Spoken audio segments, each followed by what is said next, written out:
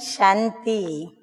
आज की तारीख है 3/5/14 और आज की ज्ञान मुरली का शीर्षक, आज मीठे मीठे बाप दादा ने घर गृहस्थ में रहने वाले या फिर जो भी भोजन बनाने वाले विशेष माताएं, बहनें और कोई कोई कहाँ भाई लोग भी भोजन बनाते हैं।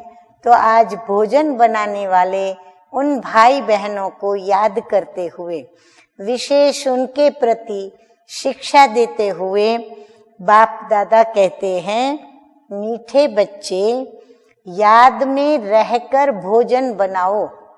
हम जब भी कभी भोजन बनाएं तो ये बाबा की बात को हम याद रखेंगे कि एक तो याद में रहकर भोजन बनाओ। क्यों? कारण क्या? बाबा कहते हैं खाने वाले का हृदय शुद्ध हो जाएगा।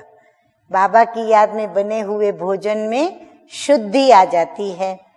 तुम ब्राह्मणों का भोजन बहुत ही शुद्ध होना चाहिए।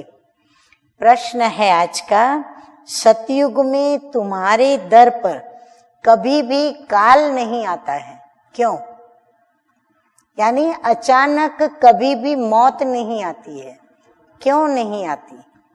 सुनते हैं उत्तर क्या है?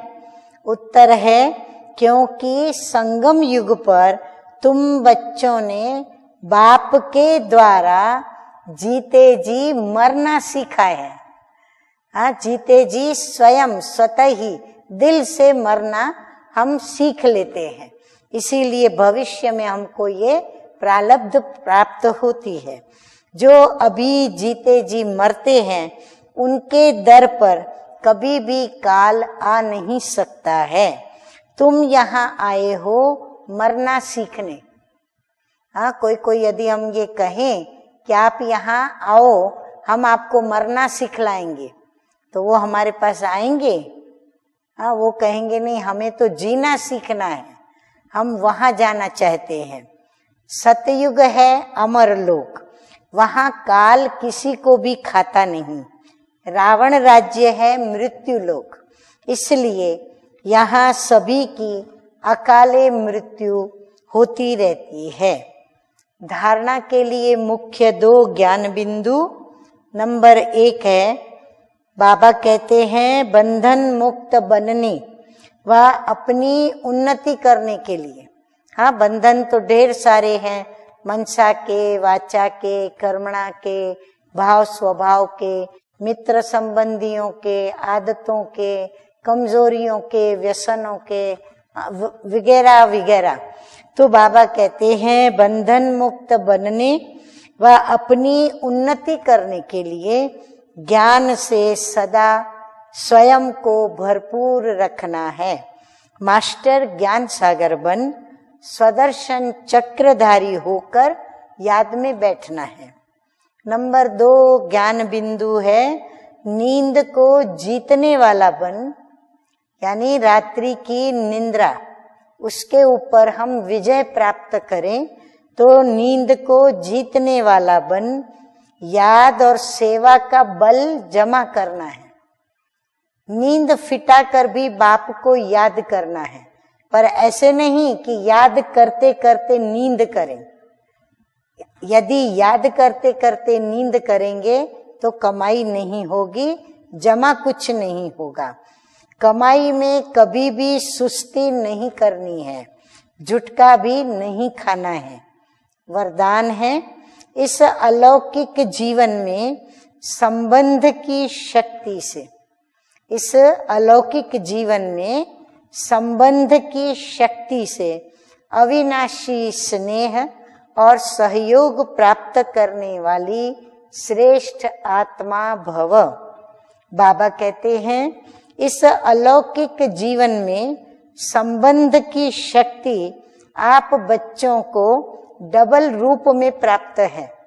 एक बाप के द्वारा सर्व संबंध, दूसरा दैवी परिवार के द्वारा आपके संबंध।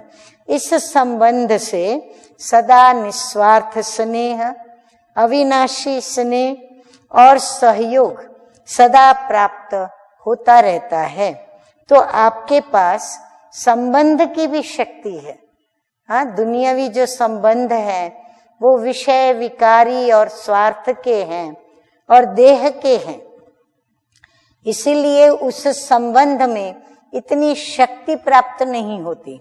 परंतु यह जो हमारे अलौकिक संबंध जो बाप के कारण जुड़े हुए हैं, तो उसमें हमें शक्ति की भी प्राप्ति होती है। तो ऐसी श्रेष्ठ अलौकिक जीवन वाली शक्ति संपन्न वरदानी आत्माएं हो, इसलिए अर्जी करने वाले नहीं।